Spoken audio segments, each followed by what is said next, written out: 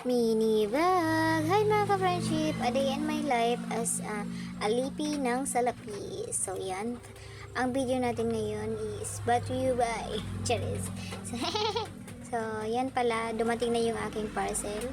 So sa office ko siya pinadiretso kasi nandun ako nag-work. So yan, dumating na pala siya.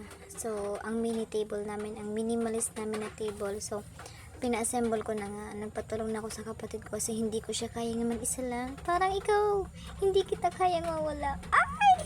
Hoy! Ano ba? So, ngayon pala, yan, binubuo na namin. Naantay ko lang yung kapatid ko. So, yan, dumating na nga siya.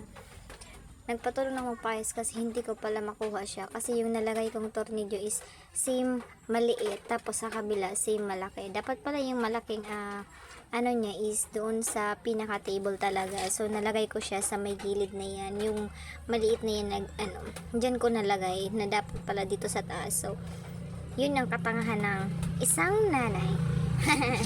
Charot. So yan, pinassemble ko na pala. Nagpatulong na ako kasi ang hirap niya palang i-assemble kahit may manual. Bobo lang. Hi! Joke lang. So yan mga ka-friendship, yan yung anak ko. Gusto din mag-vlog. Sige, maging isang content creator ka na din.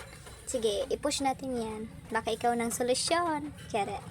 So yan, ilalagay ko pala yan sa kwarto ko. So yan na yung inaantay ko para maayos na yung kwarto ko. Hindi ko pa siya nalalagay ng isang araw kasi hindi ko pa naayos yung kwarto ko kasi sabi ko, antayin ko siyang dumating. So yan, dumating na. Hoy, ang ganda mga akla. Ang ganda niya. Super bet mga friendship. So, kung ako sa inyo, mag-check out na din kayo. Maliit lang siya kasi pinasadya ko talagang bilhin yan. Kasi yan yung lalagyan ko ng mga gamit ni baby. So, tubig, yung panggabing ginagamit niya. Yan. Very minimalist. Ang ganda niya. So, hindi pa tapos yung kwarto ko. Yan muna yung pinalagay ko. So, yung darating na ibang parcel, ilalagay natin sa may ibang Kasi madaming table akong iba-iba lang yung store na kinuhaan ko. Charis! Thank you guys! Hope you like it. Sa susunod ulit friendship.